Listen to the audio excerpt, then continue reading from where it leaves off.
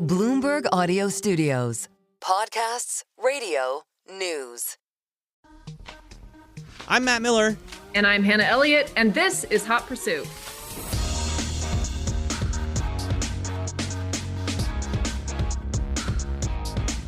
You want to know what happened this morning on my way to the office, or before, as I was trying to leave for the office?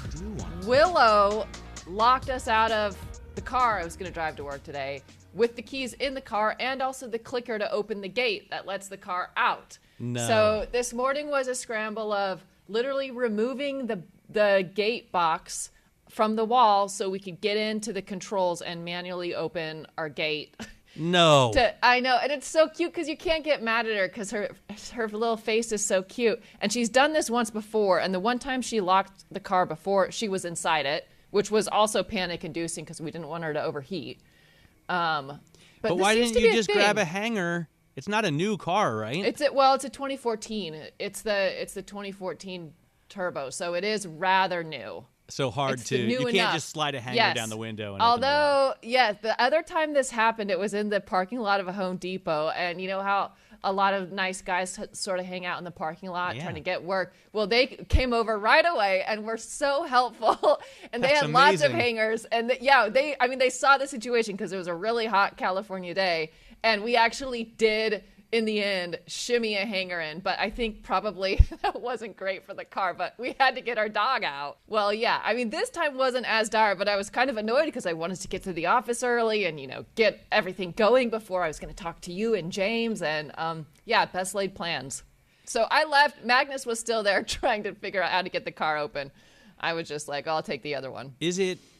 I don't know if it's clear to everyone that Willow is a German Shepherd. Willow is a dog, yes. But Willow a German Shepherd. It's not, 5-year-old. You don't have like a Pekingese in your 911. You have a German Shepherd in the 911. Yes, and she loves it. She loves wedging her little self in the back seat. It's actually the perfect size for her. It's like a little cubby hole. And she loves wedging herself back there. And we know exactly what happened, which was last night. Magnus and I got home at exactly the same time, and I jumped out really quick, and he jumped out because we were excited to see each other, and we were going to get in the same car and then go off to dinner. And so it was a little distracting, and he left the key in the car, and then Willow jumped out, and when she jumped out, she hit lock on the center console, and then Magnus, closed the door to give me a kiss and say hi, and we got in the other car and drove away and didn't even think anything of it. I see. Until so this it's not morning. like Willow's stuck. No, she wasn't stuck this time. She was on her way out, and we think, hit lock. And then, By the way, I feel like there's a market for... So my dog, Steve, 130-pound Rottweiler, also loved to ride in the back of a 911. And the big problem was in the rear seat, the two recesses, the two butt spaces. Yes. And then there's They're a very middle. Distinct. There's a center bump that comes up. So what I would do is I would put two pretty solid pillows in each, one in each reset to even it out. But I was always thinking there's a market for a better way to take your dog in a 911, which all you need to do is sell a pre-shaped foam insert. Yes. That goes in not only the recesses of the seat, but the footwell. Yes. And I don't know why no one's developed that yet. I don't know. I mean, did you ever, you can sort of flatten out the seats and make it into a ledge. Yeah, you can. Did you ever do that? No, or because... Neither did I. It's not. No. I like your idea of the insert. And also you can put the seat down and make it into a tall ledge, but that's then leaving too little room for a German Shepherd or a Rottweiler. Yeah. And, it does take a minute for them to get comfortable. Like, she does the funny cartoon thing where she turns around 3 times and then lays down. It's so cute. Yeah, it's great. But once she's wedged in, she's in. And she's really happy. Dogs are the best. Dogs are the best. Yeah. All right. So, anyway.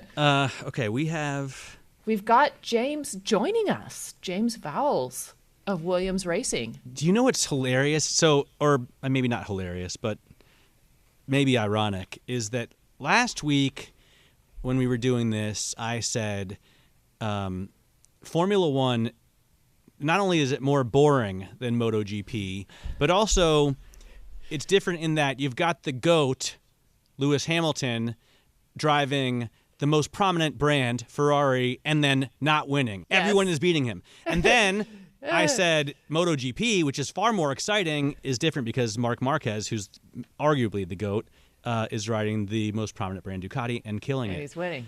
But the funny thing is, as soon as I said that and the podcast goes out, I went to a poker game and they had the sprint race on because it happened Friday night. Yes.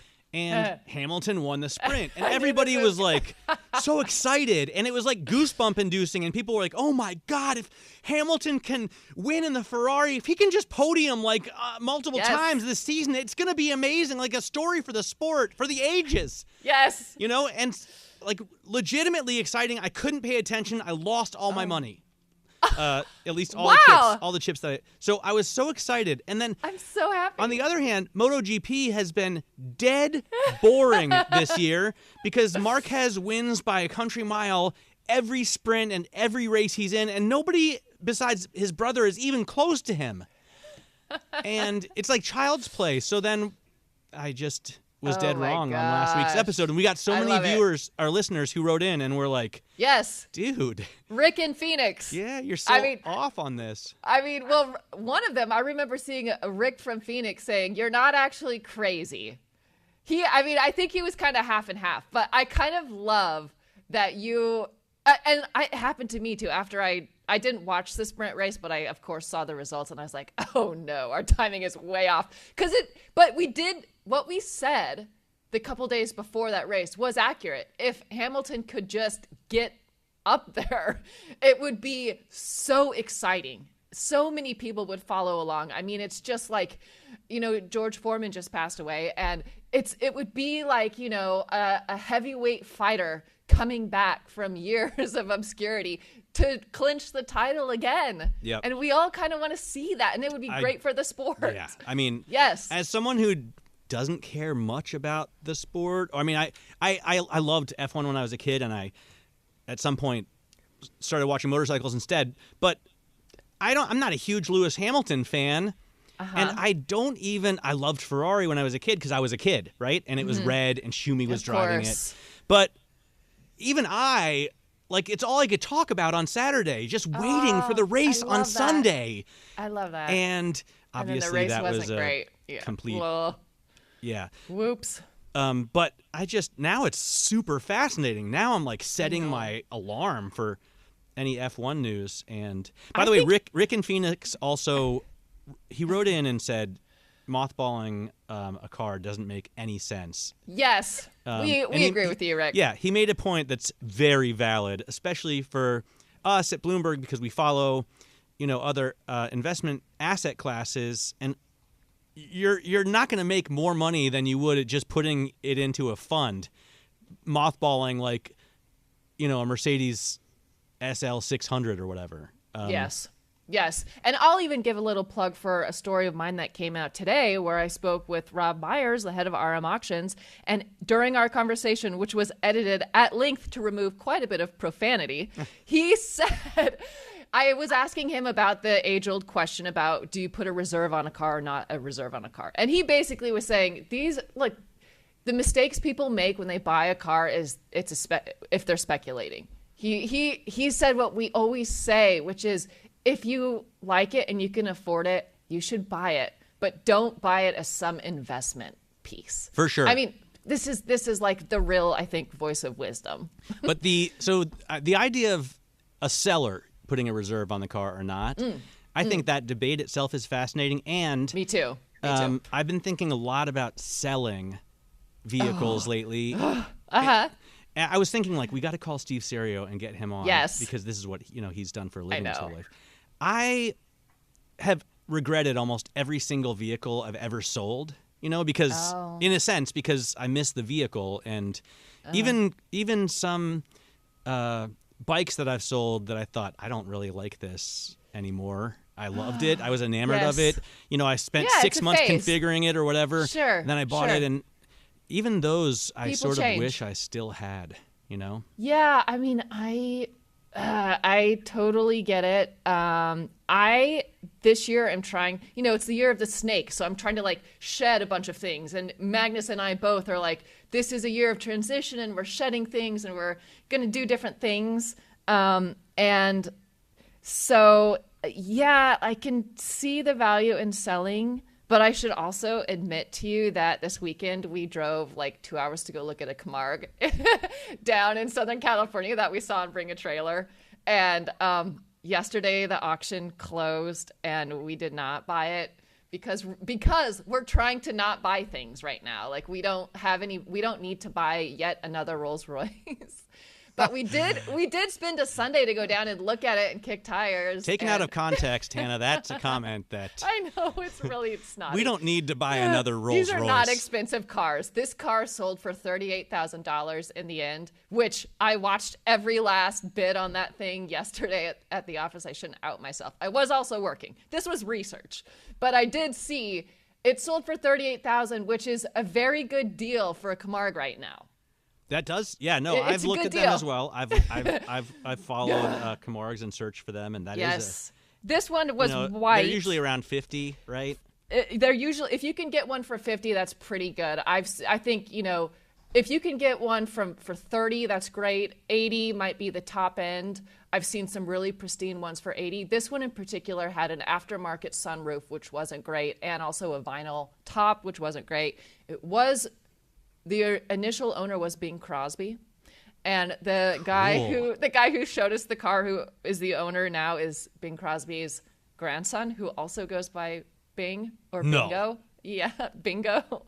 I'm unclear depending on the email, but yeah. That's cool. Yeah, I'm with you though. Like, it's hard to sell things, but also I think it's kind of it can be good. It can be cleansing to purge and move on to other things. Well, we talk about buying stuff all the time, right? Yes. And the thrill of the chase. We did talk about one sale, Phil's Mercedes sale on Bring a Trailer, but we don't usually talk about selling our own stuff. And I think, you have to, right? You're not just shedding your skin for the hell of it. You want to do other stuff with those funds, right? And for example, I miss dearly my 2014 911 Carrera S, but I used that money, at least partially, to buy my house. Yes. So totally can get behind that. That makes total sense. And like my buddy Ted here at Bloomberg, Ted had a really cool one of those old Volvos, like the super hot, like curvy, like a C30? Like 1960s. Okay. I want to say P1800. I don't. Oh, cool.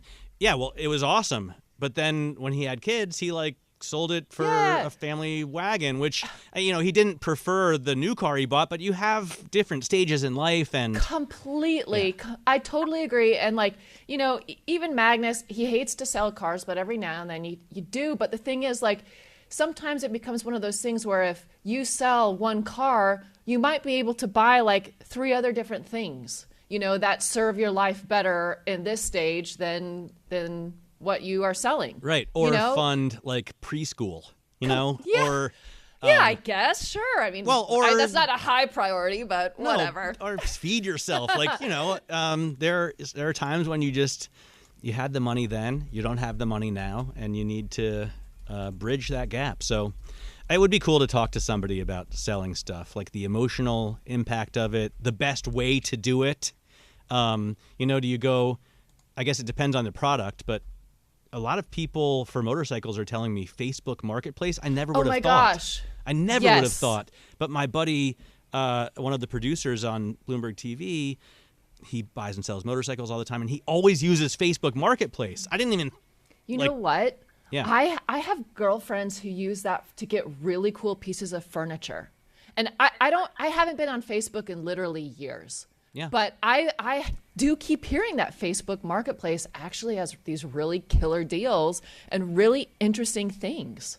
So maybe and also apparently it's much better communication than the other places for cars, Auto Trader, I guess eBay. Sure. Even Craigslist still. Yeah, sure. But Hemmings. It's also not easy. Hemmings I love to search. But it's not easy to have a real-time conversation with buyer and seller, whereas on Facebook Marketplace, I haven't gone on Facebook in years either. Apparently it's super easy to connect there.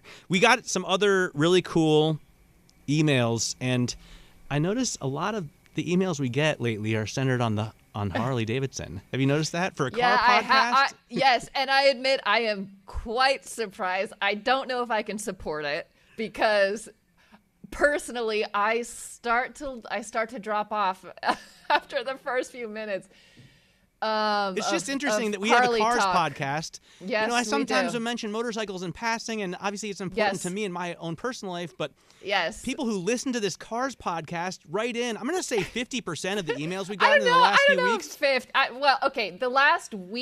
The last week I would say 50, not 50 overall. The overall I'm looking down, we've got stuff on Range Rover, Hannah's Digs, there's a chicken tax, French cars, Cayenne, Corvette. I'm looking, Wagon Race, Countach.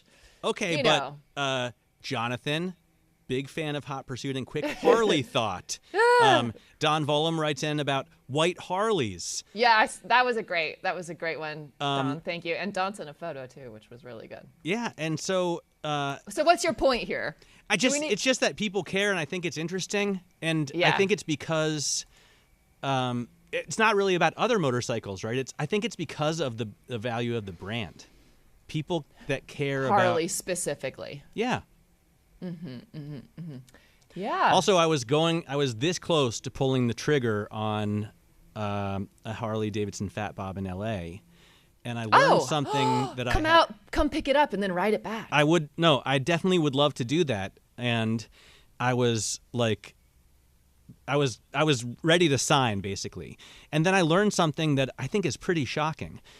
So California obviously has its own emissions rules, right? Yeah. And a lot of car makers and motorcycle producers will put special parts on a California destined vehicle. For example, in motorcycles, there's, I think, a charcoal canister that's an additional, and whatever. You can just take those off if you don't like it. I don't think it affects at all the performance or even the sound of the vehicle, so there's no reason to care. But I thought, cool, I found the best price on a Fat Bob in L.A. It's exciting. Like they stopped making them for the U.S. market in 2023, but this one was still new. I guess it'd been sitting there. And the dealer wanted to get rid of it. I will go take photos for you if you need. Well, thank you It's in a place called San Marcos. I don't know where that is, but that's funny. So anyway, I'm about to pull the trigger, and then I'm talking to people that work for Harley Davidson, and they said, by the way, just so you know, this is a California vehicle. That means if you want to make any changes, like new cams or putting a tune on it, it will no longer be warranty eligible. Like that kills the warranty. Even if I am bringing it to a state, New York, that doesn't have the same emissions rules. And, here, there's, as long as you're using their own brand, Screamin' Eagle parts, you can do anything to it and still, and as long as you have a Harley certified technician, it's fine. You can change the cam, you can change the exhaust, you can put a tune on it, you can even, put a bigger motor in. It still maintains the same warranty, but if it was a California vehicle, it does not.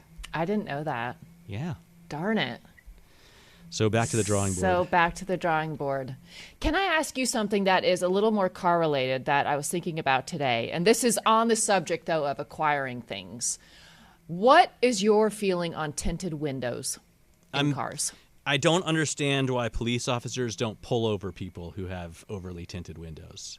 So you think it's a criminal? You think it's a criminal offense? It's just, look, I understand that maybe you like the look, and probably more importantly, if you live in a very sunny area, you want to keep the heat out of the vehicle. That's always the reasoning, yeah. But often, yeah. That's not the real reason people do it, and that goes hand in hand with the real problem. If you're a police officer and you pull over somebody in a vehicle that's so tinted you can't see, you're effectively putting your life at risk. Yeah. You can't just go up to the window yourself because there's a possibility. I mean, where are we? We're not in Germany, right? We're in America. Right. So there's a very high possibility that the driver has a firearm in the car. Yeah. Yeah.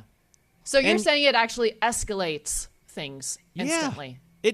Not only is it a danger to law enforcement officers, which you may feel one way or the other about them, but it escalates the cost to society because a smart cop is going to then call backup, and it's going to take them a lot longer. And so it's going to be more personnel are needed, more equipment is needed, more traffic is caused. It's like just bad. Also that you can look cool in your... I drive a Dodge Challenger, right? Most people on the Challenger forum are tinting their windows as like the first thing they do. Yeah.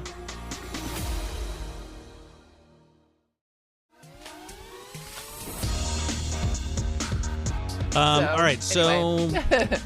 Okay, we've got James joining us, James Vowles of Williams Racing. Thanks for joining us, James. Where are you at this moment? I have to assume you're not in Japan yet. No, Ed, I appreciate it. It looks like I'm in a smaller room. No, I'm still back here in the UK now. So we flew back from Shanghai, got back here late Monday, and then really this week. And this is what I love about our business. We're just trawling through every little bit that we can from the last 2 weeks to understand what more performance we can find before we go to Japan in just a few days' time. So probably really on a flight in about a week from now. Okay. So that's 7 days in front of us. Amazing. By the way, that's interesting. I wonder how much of that you do at home and how much of that do you do when you're on site at the track? Like try and eke out the last few tenths, or I guess a few tenths would be amazing, but eke out a tenth. Do you do that on the track? Yes. So both is the answer to that. So if I give you a description in this period of time, what we're trying to do, not to every race, I think that's now impossible with the cost cap, but certainly every few races is turn up with performance on the car. And that can be new bodywork, new floor, new front wing, new rear wing. It can be an evolution of what you've done in different areas. So fundamentally, and that doesn't happen overnight. That work normally is kicked off 5-6 weeks beforehand, and it's a delivery of performance and sort of a heartbeat across the season. So that's number one. Number two is you have a package and it has certain elements where I'd call them low-hanging fruit, but we can see where there is more performance delivery, either in the data or from driver comments or some combination thereof. And what you're trying to do in that period between the races, and it could just be back-to-back races in a few days, is what can we do to fundamentally extract more from it? It can be a setup item tuning, a different way of operating the car, different way of operating the tires. So that's what I would call number two. Every time you can see we're going into shorter and shorter timeframes. And then the third is you're on event and running across Friday, FP1, FP2 in a normal race weekend. And what you're trying there is a series of normal experiments that you've evaluated in a theoretical land, in simulation land. And that can be a full driver and loop simulator or in a theoretical model land. And you're trying to evolve the car based on the circuit, the grip, the wind conditions, and what you're expecting across the weekend to eke out every millisecond, if you like, of performance. And that can happen because we have the factory working 24/7 in conjunction with us. And for example, as soon as we start running in FP1, there's a driver back in the UK. It doesn't matter what time of night it is, they're driving in our driver and loop simulator, mimicking the work we're doing trackside to effectively then start adding performance in tandem. So amazing. All of the above. So James, how are you feeling about the car this year? Obviously, we're really early in the season. Can you just give us some general thoughts about how the car is? It's not too light, right? It's it's just the right amount. It's like Goldilocks. You don't want it too light and you want it too heavy. But how do I feel about the car? It's an evolution of last year's, but it's a strong evolution of last year's. It just tells you what we had more left in the package from 2024. It's got a lot of the work I've been doing with the team across the last few years is just getting rid of what I call some horrible characteristics that are just baked into the fundamentals of the car. The way that you do well in a championship is not having one or two events where you absolutely shine and 22 where you're just struggling. You have 24 events where you can get the car into the right performance window and perform at that track. And I know that sounds abundantly obvious, but it's a very different philosophy from perhaps where we were a few years ago. And it's really important to point that out. So if I had to describe a Williams of old, really quick in a straight line, really hard to get past as a result of that. But if you go to a circuit with lots of corners on it, it doesn't really play to our strengths. And as you imagine, most tracks have a lot of corners on them. So this really has been about evolving the package such that we can go to every single track and be fast, whether it's warm, cold, raining, windy, whatever it may be. And that's really the direction of travel. And where I feel is that we've made good strides in that. We've been in Bahrain, where it was wet and cold, unusually, and we were quick. We went to Melbourne, which was, again, a combination of really, really warm on Friday and wet on Sunday. We performed. We get to China, which is a very different type of track characteristic, and not as strong, but still able to fight for points in that weekend.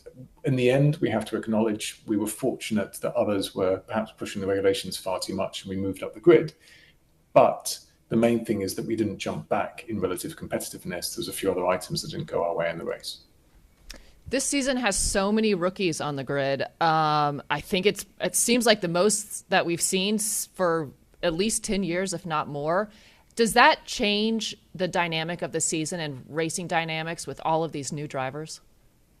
Yeah, it definitely does. I mean, what it does is it kind of plays to our advantage. We're fortunate to have two world-class drivers in the team. Carlos is the last individual in Williams that has won a race, and he proved that relative to the benchmarks, which is Lando, Verstappen, Charles, he's able to fight toe-to-toe with all of them. And that's an important statement to make.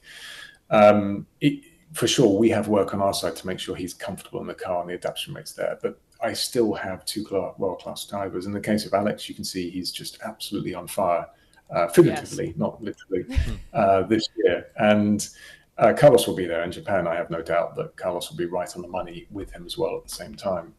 Compared to other teams where there's a large learning cycle, which isn't 1 or 2 races as it would be for Carlos, it could be 10 or even 24 races, because for many of them, they haven't seen the track ever before. And at some points, they'll exceed expectation. I think if we look at Antonelli, didn't quite do the job in qualifying in Australia, but absolutely came through in the race and built up and did a better job in Shanghai. And so that's positive, and they're in the positive direction. But, and there is a but to it, there will be a point where they make a fairly large error, and that resets the expectation and moves them back on the grid. And that shouldn't be the case with us. We should be able to pick up all the points all the time with two drivers that are always there on the leading edge. So it plays to our advantage. But on a personal note, I'm pleased we have 10 rookies, or not quite 10, but a number of rookies on the grid, because I think it is vitally important for our sport to prove that we have a good ladder of success on the way through, and individuals who deserve to be a part of our sport, but are absolutely pushing us every day to reevaluate what good looks like. Mm-hmm. You know, we had Claudio Domenicali on this podcast last year. So he was talking to us about MotoGP versus Ferrari. And one of the things that he said, and this is something that a lot of people, I'm sure, ask you as well, is in Formula One, the aero and the car maybe is a bigger percentage of a winning formula than the pilot. Whereas in MotoGP, you know, the pilot makes up maybe a bigger part of that percentage. Not that either one is unimportant, but how do you think about that mix? So if Carlos and Alex were on the call with me, I'm fairly sure they'd be pushing me to say it's mostly driver, really. Of course. Here's my sort of really simplified view of it. Between the best car to the worst car on the grid is probably a second now. And between the best driver to the worst driver is probably less than that. Let's call it 6-7 tenths, because there is still a gap between what good and what bad looks like. But by the way, that's shrinking. A few years ago, that maybe even 6 tenths would be an exaggeration. Maybe it's half a second now. A few years ago, that used to be 1.5 seconds, because we had a much larger spread of talent on the grid. So both the cars are coming together, but I also think Formula One, we really do have the 20 best drivers in the world, and so the gaps between them is coming together as well. So on just an equitable basis, it is roughly speaking that the driver can have as much impact as the car, just using a really noddy way of doing it. But that's not quite a true story, and it's sort of what we've demonstrated with Carlos this year. Carlos knows, and he's frustrated he's not being the benchmark for the team. But when he's not, he's actively helping set the car, move the car in a direction, move the team in a direction of travel, which are short, medium, and long-term goals. You can't do all of it overnight. And in the case of Australia, was helping us do strategy as well. And the reason why I bring that up is because an individual isn't just what they're doing with the pedals and steering wheel. It is how they're leading the team from the inside in terms of these are what we have to do to become world championship material. And so that the lap time model doesn't really factor that into account. But the difference between what I call a leader, which in Alex and Carlos I have, an example of that is Alex has been in the factory all day today doing a 12-hour shift. Carlos was on various team calls with our aero team and other teams today for about 3 hours. That isn't driving the car. That's driving our future success for 26. That's hard to bring into account. So I think 50-50 is an easy way of describing it, but what I'm really describing is a good driver can bring so much more than just the ranking of performance.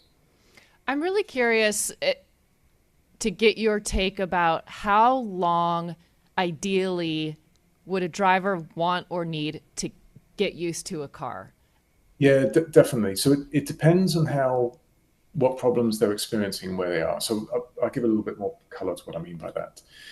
If what we can do is this is an exaggeration, but there's probably an infinite number of setup tools we have on the car. We can change front and rear ride heights by steps of millimeters. We can change the front and anti-rear roll bars. We can change how the heave works, how the positioning of the front and the rear in a vertical direction works.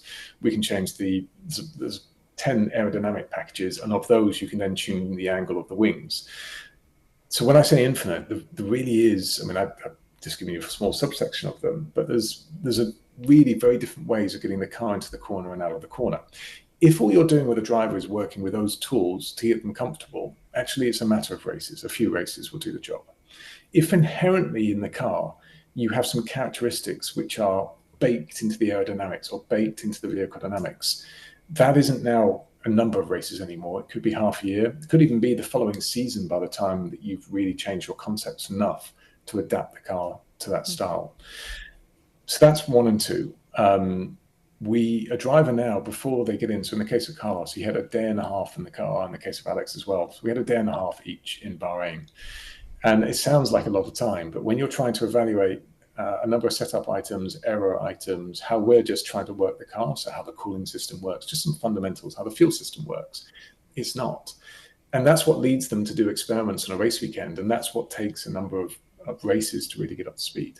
So bringing that all together, a driver actually on a given track, as long as they know the track, probably within 7 laps, they're absolutely on the money for the pace of it. That's all they need, 7 laps for themselves. Wow. From then onwards, it's about adapting the car to the conditions and the circumstance that's beyond it. And as I said, hopefully I've described that well enough.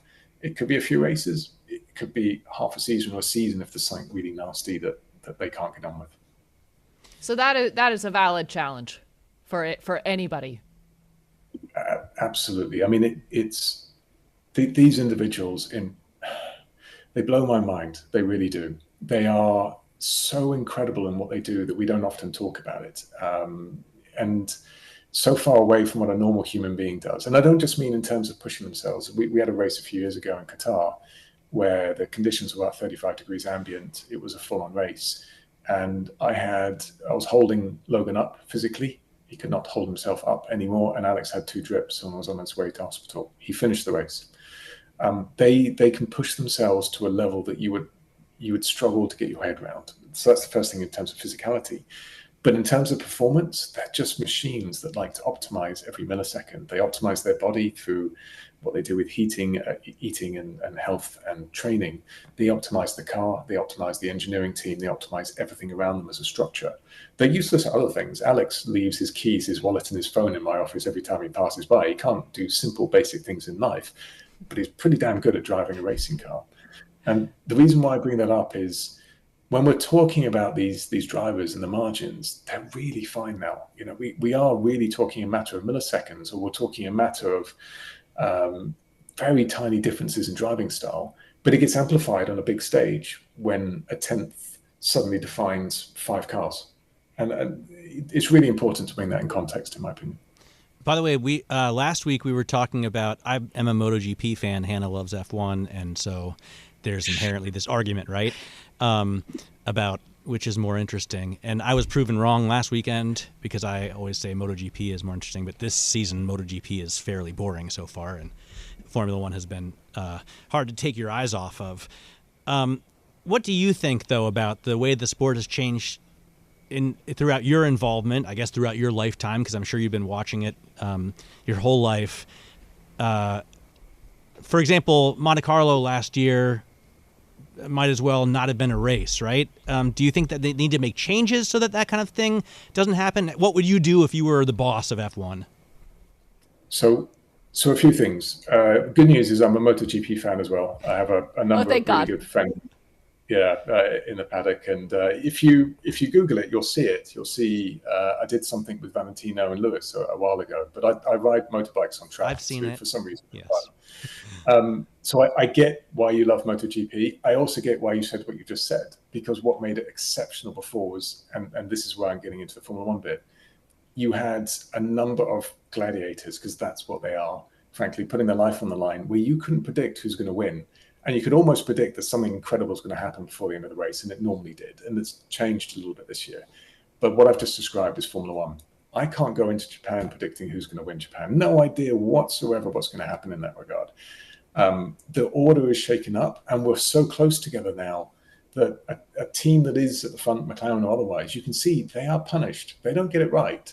You're suddenly out in Q1, which is what happened to Mercedes. Ferrari are really pushing the boundaries, got thrown out. But James, after qualifying, it's not hard to pick a winner, right? That's the problem with F1. So I don't think that's the case as much anymore. You're absolutely right. The top four are probably going to say somewhere in there. There's going to be a bit of shuffling around that. I'll cover the Monaco one, but not all the time. And that's what I enjoy about it. So the problem that you've described there is more that Lewis won the sprint race, fair and square. Lando was ninth. And so you're right in that circumstance. But actually, Lando had a car that should have been able to fight all the way back up to P2 or P1. But the tyres were on a knife edge. And that's what I like about it. I wouldn't have predicted that going into the race. I would have predicted Lando should be right up there in the mix of it. In the main race, I think Shanghai neutralized what was going to be great. But Melbourne didn't. Melbourne, I think, was exciting all the way through. So your point of Monaco. Monaco is a very unique circuit in as much as it's about the show, it's about being there, it's about the standout crown jewel almost in terms of an event. But we also recognize that we didn't do something that's really in keeping now with all the other circuit. And very specific to Monaco, we will all be doing a forced two-stop race, which will shake up the order somewhat as a result of things. Now, is it going to be perfect? No. But I do think it's the right direction of travel to make sure that what we are providing is a sport where it's not cemented on Saturday. And that's what will happen in the case of Monaco. I still like it, though. I mean, I've had some pretty disastrous Monaco races, I can assure, really good ones as well. So I can remember those and I can recall those. But I do take your point that we need to take care that we're not a Saturday afternoon spectacle. This is sort of in the same vein, but for next year, what's the anticipation for having another team added to the grid in Cadillac? So I think obviously there's disruption on the way through. There's no point worrying about that anymore. But I'm pleased that we have, and it is a major US brand joining us. It will have an impact on the sport that will be positive, simple as that. However, please don't underestimate the challenge that they have in front of them.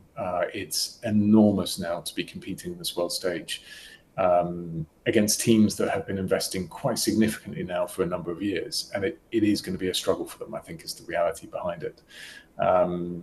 But as I said, globally, it should help us as a sport. I think already in America, when I saw the stats, we went from, just as a viewership, 600,000 to 3 million last year, just one race in America. That's just American viewership.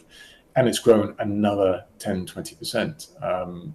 And what's really encouraging to me is that pathway will only be accelerated, not slowed down as a result of it. And I want our sport to be successful for not 1 year, but the next 20 years and a global sport.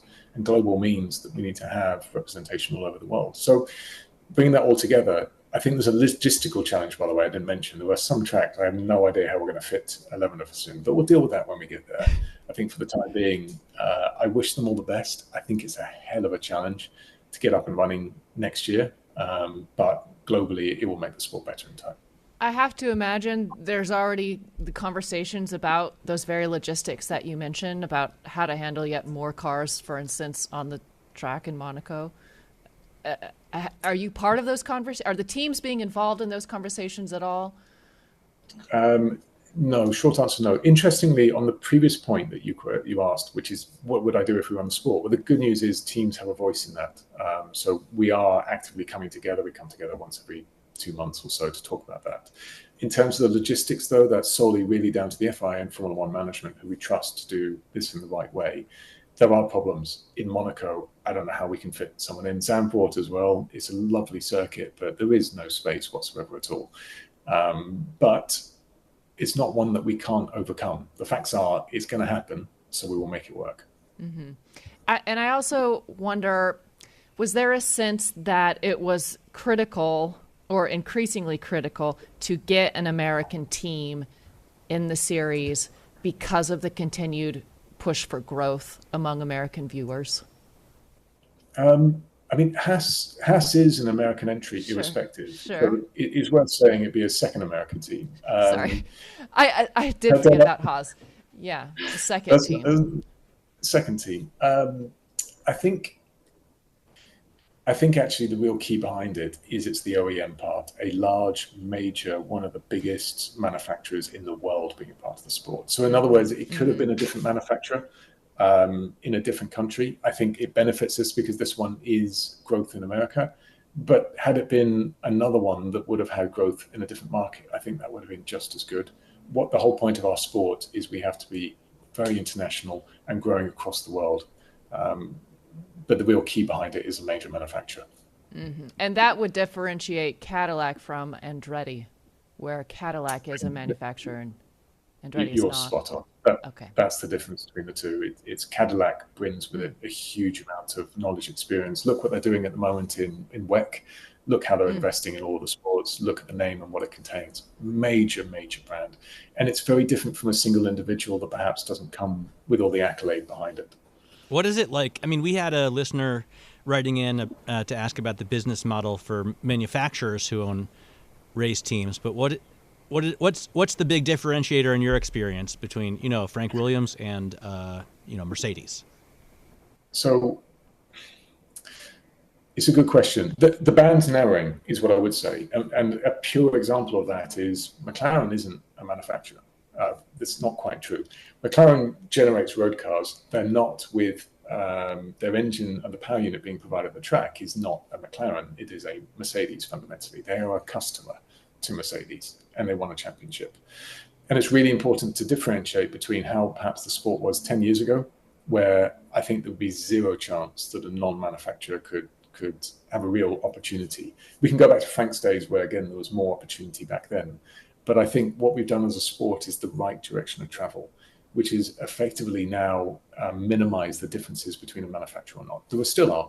There is no doubt about it that the integration of the power unit into a Mercedes is going to be more complete than the integration as it would be into the Williams, because fundamentally we all have a voice at the table, but Mercedes will always be and should be the most powerful because they're the works manufacturer behind it. And so you can get into very small, minute details. It could be the positioning and the layout of the exhausts. We'll have one view for next year based on what we're doing around the chassis, what we're doing around aerodynamics. Mercedes will have a different view.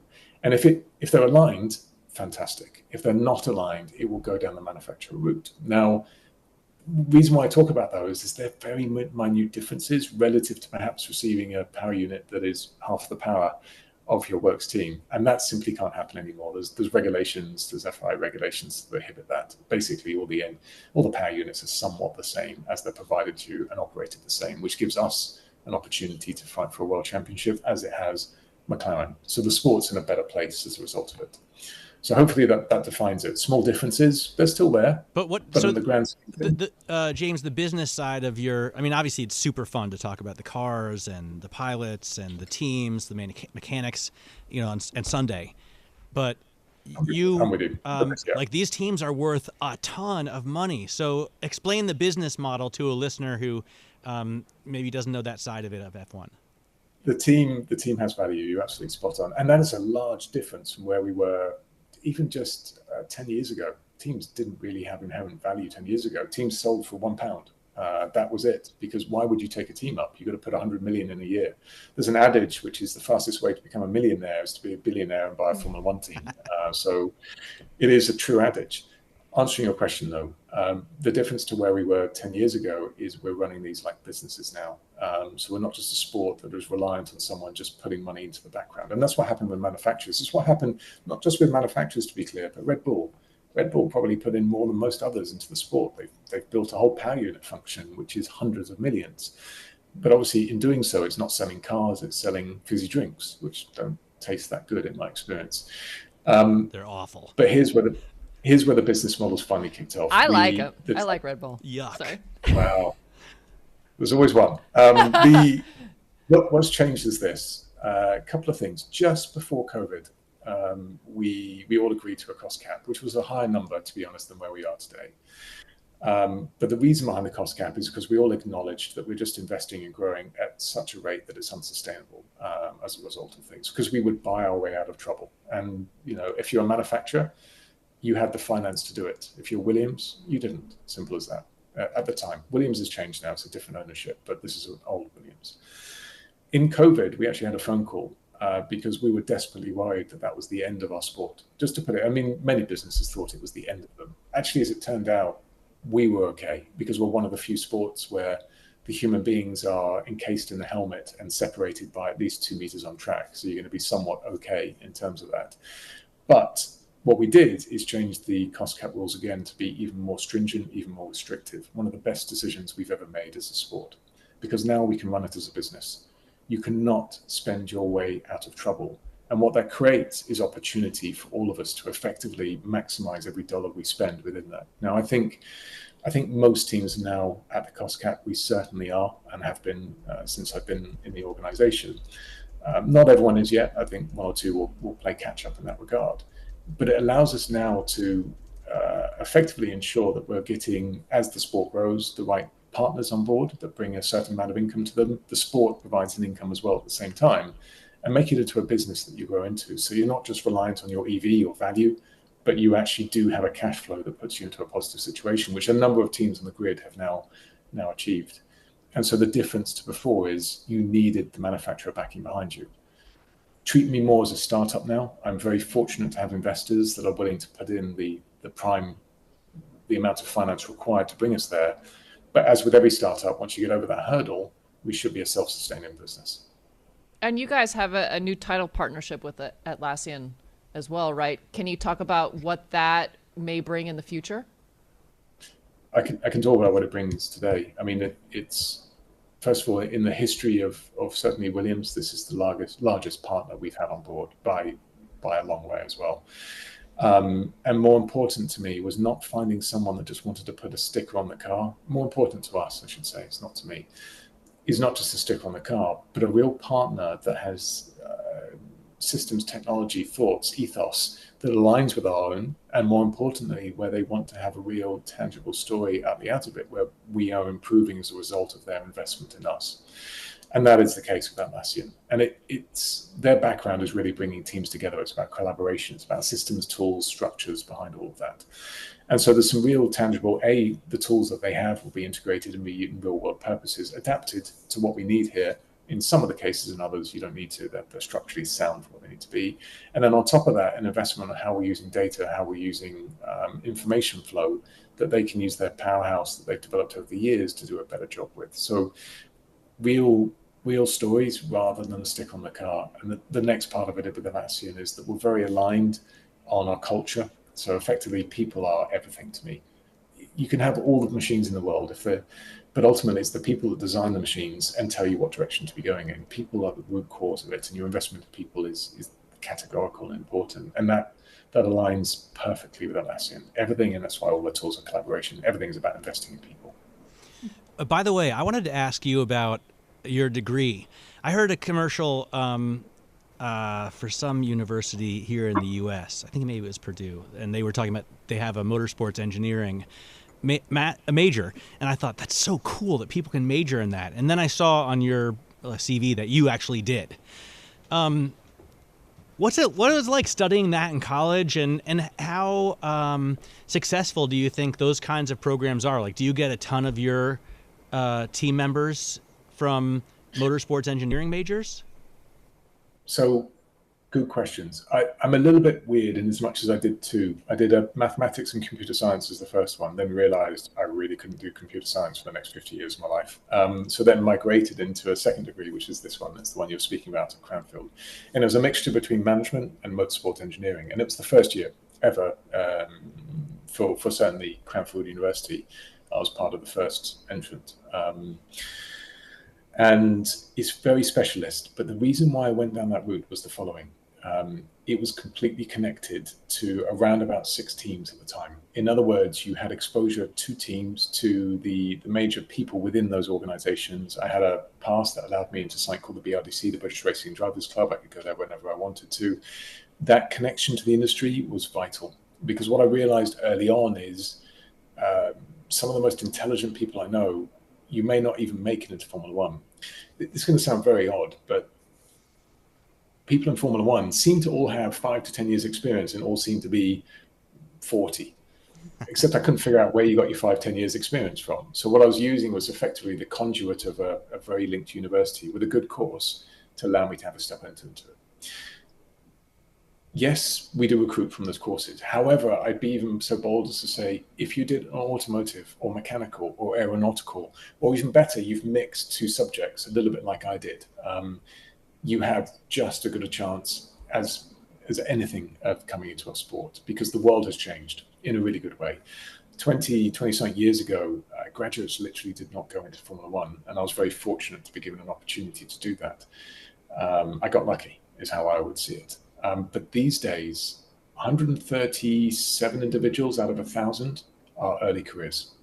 I believe desperately in investing in our future generations, because our graduates and even those that are still at university, effectively they're taking a year out that join us, and our apprentices, they're going to form our leaders in the next 10 years, maybe 5 to 10, depending on how they're structured. And that is the strength of an organization. It's an investment in the long term. And I went through that route. I can see how to build companies that way, and I invest dramatically in it. So as a result of that, your degree is probably, the specific title of it is less important to me than individuals that are multivariate. They have a lot of strings to their bow, and obviously incredibly intelligent that goes with it. I just thought it was cool that you're starting to see that at more universities. I think Purdue does it because they're close to Indy, right? And so they have that racing history, and people who go there want to be a part of it. What made you want to be a part of it? Like, what drove you? Obviously, it wasn't just, I can't do computers, I should go be the principal of Formula One team instead. You must have been just very interested in cars, I guess, and racing from a younger age. Yeah, I did a tiny bit of karting. Just on that, I have a theory that there's two types of individual in our sport. In the engineering side, there are the very best engineers you could really ever hope for, and then probably failed racing drivers. And I don't know which camp I fall into, probably more the failed racing driver camp. But what I fell in love with is I feel at home. I describe me as an individual. I'm highly competitive. I need to be successful at everything I do. When I go into it, I will put my heart and soul. I put sleep aside, I put life aside. What I want to do is be successful at that. That's how I'm built as an individual. And it's how I built my career to where I am today. The result of that is that what I found was an environment where I'm surrounded by people that have a very similar affinity. They're driven by success. They're driven by on-track results and performance. It's not a 9 to 5. You simply couldn't do Formula One if you treated it as a job. It is my passion. It is my life, fundamentally. And I so happen to get paid for it, which I think is a fantastic element at the back end. So what I fell in love with is when I watched it on TV, and I was naive at the time. I started watching in the 80s. You watch it on TV and think, it's simple. There's whatever 30 people involved in the sport. And almost I didn't think about anything on the back end. What I was focused on was there's a car, didn't even think about how that was produced, and a gladiatorial driver. And I fell in love with it because it's just this highly competitive sport where you put everything on the line every few weeks in front of an audience. Then when I actually started realizing behind the scenes, this is back in the early 2000s, there's 250 people. It's about the size of a team back then, working day and night to just continuously improve from where you are. That's where I fell in love with it and wanted it to be a part of my life. You know, James, every race that I've gone to in Formula One, I start to see the same people, and it's really great. And you start to realize this is a traveling circus, truly. And it's the same it's a tribe of people who travel around the world. Is it better if someone in that traveling circus doesn't have a personal life? Like, not married and no children, so they can do exactly what you say, which is completely devote themselves to this ambition and endeavor? So I'm going to go into a little bit of philosophy, but I'm going to give you some very personal insight into me. I believe you need three things in life to be happy. And this isn't my invention. There's a philosopher that was a couple hundred years ago that came up with it, but I absolutely buy into this. I think you really do need three things. I think you need something that keeps you active day on day, something to do, in other words. So in my case, that's Formula One. But I also believe that you need to have your heart filled. You need something in your life that is creates you a happiness beyond anything else. And it can be friends, it can be family, it can be a hobby, but you need that as a part of your life, in my opinion, to complete the happiness cycle. And then you need a third thing. You need something to look forward to, something that's always dragging you forward, pushing you forward. And so I think you need those three things in life to be happy. And so if you get rid of one of those, which is what you're talking about here, I think you will always feel an emptiness. Without doubt, our lives are hard. They're hard for, I have a young family and a family back here, but I'm also incredibly fortunate. My other half is a surgeon, and she worked for 38 years to become one of the top surgeons in the UK, because it's as punishing and as hard a cycle. And so we have a mutual respect for each other and what we've done with our careers. And now I actually think I'm one of the fortunate people in life where when I'm back and we have time, which is the weekend, that time is ours. In fact, we carve out a Tuesday just for what it's worth. That Tuesday, no phones, it is just the two of us, or our family as well. That's what it's about. It's about the two of us. And because of that, instead of just accepting that we're around each other, we make it incredibly special for the time that we are around each other, because there's not a lot of it. So for what it's worth, I feel as though I have a very happy life, but it is a compromise. It's different. That philosopher, isn't that George Washington Burnap? Yeah, very possibly. I need to look it up now. I haven't looked it up for many years. I've heard that, but it's, something to do, someone to love, and exactly. What was the third one? Something to look forward to. Something to hope for. And that it's interesting to hear you say that, because I think for all of us, we're trying to figure out how to balance, bringing our family and social life into also work, but you to even more extreme and intense degree. So wait a second. Something to do is F1. Right. Is the family something to love, or is that something to hope for? Yeah. Let's hope. No. What's the third one? So for me, the something to look forward to, I'm afraid, is still work. But that's because I'm so enamored with work. For me, that is winning a world championship in Williams, as a part of Williams. So for us, it's like work, family, and then what you do, because we look forward to watching the race on the weekends. Dude, it needs to be more long term than that. Do you have? So it sounds like from talking to you that you have zero time otherwise. But I always wonder about, you and the team principals or the drivers or the mechanics. Like, do you have a special car that you work on at home? Do you have a bike that you like to tinker on, or that you like to go for a ride to clear your head? Or is there some kind of mechanical vehicle that's not work that you kind of need in your life? Yes and no. So what I mean by that is I find peace by either going for a run or cycling to work. Cycling to work is about 33 kilometers, or I think it's about 20 something miles, or 20 miles, maybe. Yeah, about that. There and back, so 40. I enjoy that. I love that. It's just because it's two things at once. It's an optimization. I get to do exercise, but I'm also doing something that no one can disturb me. My phone's off. I can just clear my head and enjoy life somewhat. That counts. Your thing is a bicycle, then. Yeah, well... You love your bicycle. I have an array. I'm very fortunate. I have an array of things, but I don't tinker with them. They're all fairly modern vehicles. So you kind of, these days, unfortunately, you can't tinker with them. I used to when I was really young. This will give you an idea into me as well. I haven't said this publicly ever at all. Me and a very good friend of mine, we lived together. In London, we had motorbikes. They were tiny motorbikes, though. But we would drive to a location, which is one of our garages, do an engine strip and a rebuild in about 45 minutes, and then fire up and go back home again. So I have done that in my life, and I loved it. We did screw it up once. We had to do it twice. We did screw it up once. But the important point behind that is you're absolutely spot on. Things like that really I get connected to. But actually, I don't have that in my life anymore. I have instead, I will go out for a ride on my motorbike or a car or go for a bicycle ride effectively. I will do something that is just rewarding to me in a different way. What bike? What motorbike? It's the Ducati Panigale, but it's the 916 special edition. So it's a lovely bit of kit. Nice. Like it. So, yeah. So nothing slow.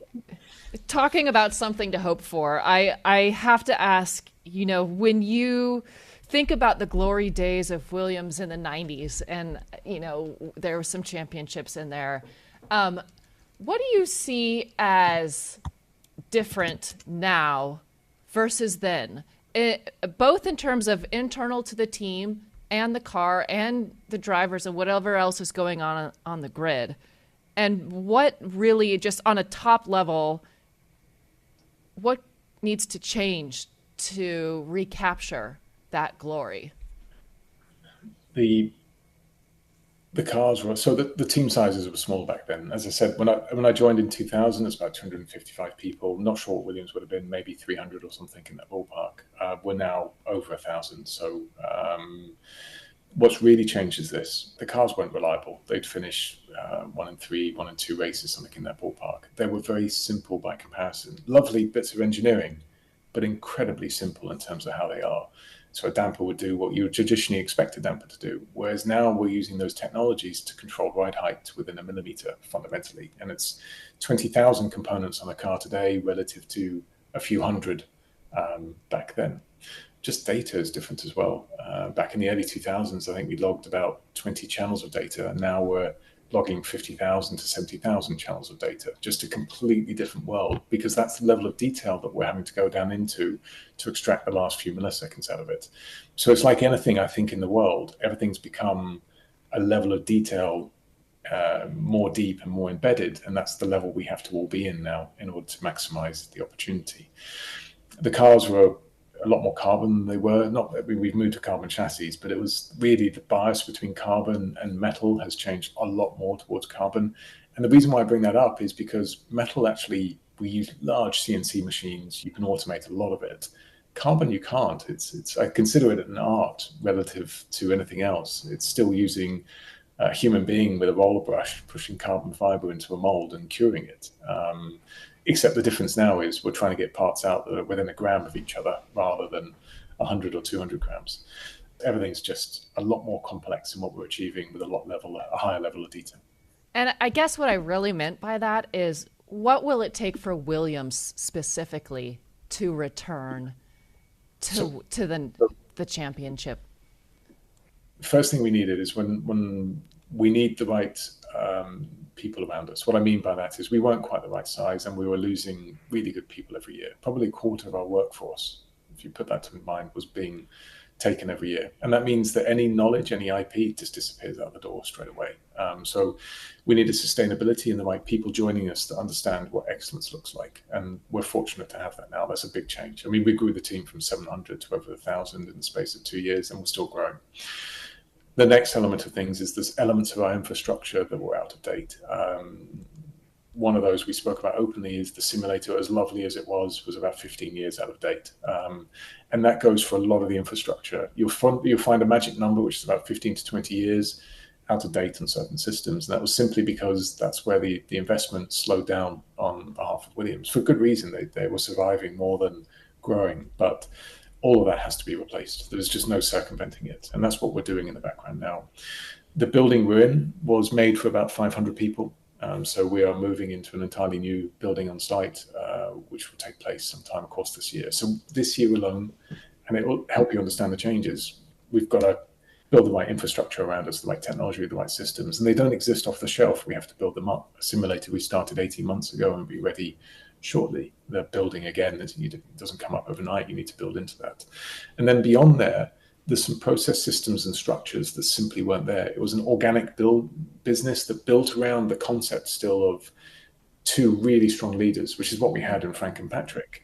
But almost every decision went to them, and then it would circumvent down. You can't run a business of 1,000 people that way. So we need process systems and structure that people are empowered, but within a framework that we know works. That takes longer than you perhaps people may think in order to structure and put in place. But what I'm talking about here is no different to any other business in the world that's running smoothly. It doesn't matter whether you're producing items or running a Formula One team.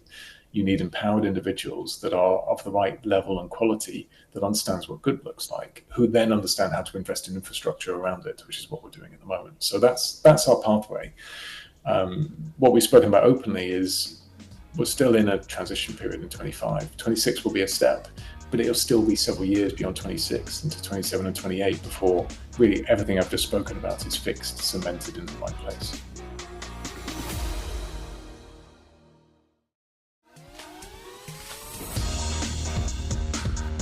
What are you doing this weekend?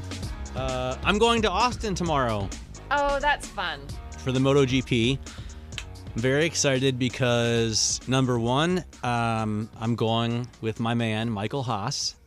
Oh, that's great. And my wife and his wife. Are they friends? The wives? No, they have only met one time in San Diego at a Ducati ride like years ago. But in any case, it's like a double date. It's like a big double date. Cute. And the other cool thing is I used for the first time Riders Share, which is like Turo, but for motorcycles. Wow. So what'd you get? This guy, Ravi, in Austin, has the same bike that I want to buy, Harley Davidson Fat Bob.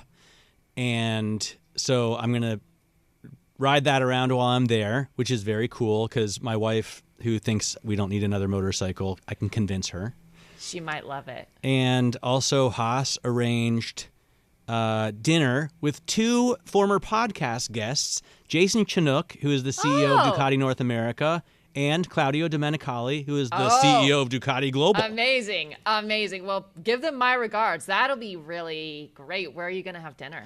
I don't know, but since obviously, when Claudio Domenicali, when his staff arranges a dinner for him, it's always at an amazing place. Good. Yeah. Yeah. Now, are the wives also coming to the dinner? Yeah. Yes. Okay. In fact. All right. So that'll be really enjoyable, like more of a social setting. Yes. That'll be really nice. And I'm super excited. Obviously, Austin is so cool.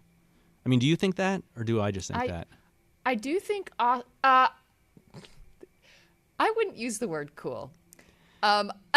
And I know I may. Well, we have different ideas of cool. That's why cool to describe. And this is somebody who went to college in Texas, lived in Dallas after college, and much of my family lives in Dallas. My dad went to a Texas school. My aunts and uncles went to Texas schools. We've got quite a lot of Texas schooling in our family. Wait, do you prefer the Big D to Austin? Oh, yeah, I do. I love Dallas also. I love Dallas. If I was going to live in Texas, I would live in Dallas. I did live in Dallas for about a year and a half after college. And a lot of my favorite people are from Texas. There's a certain type of old school Texan. And I'm talking about the Matthew McConaughey type, the old wildcatter type. I love that kind of Texan that is just a, if you done it, it ain't bragging type of guy. And that type of eccentric person is so great. Do you ever watch Landman? I have watched Landman, and if it weren't for the kind of ridiculousness of the falsehoods that they're peddling, I think I would like it better. Yeah, because I love Billy Bob Thornton. Me too. And I love people from Texas. Like I have been to Dallas many, many times. Yes. I'm a big fan. I love Fort Worth because I love Yards. everybody I meet there, and it's a very particular. I mean, Texas. There is still a strong movement in Texas to become its own republic, which I totally get, and I really understand that, and I don't begrudge them that. No, no. I love John Hennessy. Is he actually a Texan? Yes. I saw him in Miami, by the way, with his lovely wife. He is a born and bred Texan. So I would rather live in Dallas also, but I do think Austin is cool because the roads around Austin are amazing to drive on. Like that's Texas Hill Country, and of course. Especially for riders, like it's so great. Plus, I like sort of college town bar strips, even though I don't drink anymore. Wow, I hate college town bar strips. I love it. Even when I was in college. I was like, oh, this is terrible. If I find a place that, like, on the Ohio State campus, like this place, Not Owls, had quarter beers, it's ridiculous, obviously, but I for some reason, enjoy it. What about you? Wait, what are you doing this weekend? Magnus is announcing a partnership with Pininfarina.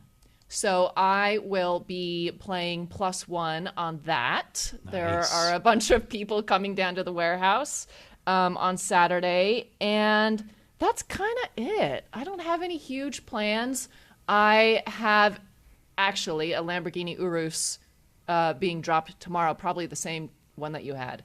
Nice. So I'll be driving that, which I'm looking forward to, and I'll be crying over my lost Camargue that I didn't get for a pretty good price, but I really don't have any business buying anything. It's tough when you know something's a pretty good deal. I think it's pretty amazing that Magnus is announcing a partnership with Pininfarina. So this guy who came over from, I don't know where he's from, Birmingham or whatever, right? Sheffield, exactly. I knew that. The Philadelphia of the UK. The Pittsburgh at like UK. what, 19, he goes to 18. LA, 18 years old, no formal education, bootstraps himself through everything, self-taught kind of outlaw designer, hooks up a partnership with the most lauded and respected, educated designer in the world. Like, everybody who works at Pininfarina probably went to the oldest university in the world at Bologna and studied these things, it's just such a cool destination for Magnus, and also for Pininfarina, they get a little bit more edge, which they need. What a cool! You couldn't have written that. No, you couldn't. And he's so casual about it. I mean, he's just he's very casual about it. I'm of course very proud of him. So it'll be fun to see. We actually invited your buddy Michael Haas, but I think he will be in. He's going to be in Austin with me. Yeah. Small world. Enjoy Texas. You have fun with Pininfarina. I'm Matt Miller. And I'm Hannah Elliott, and this is Bloomberg.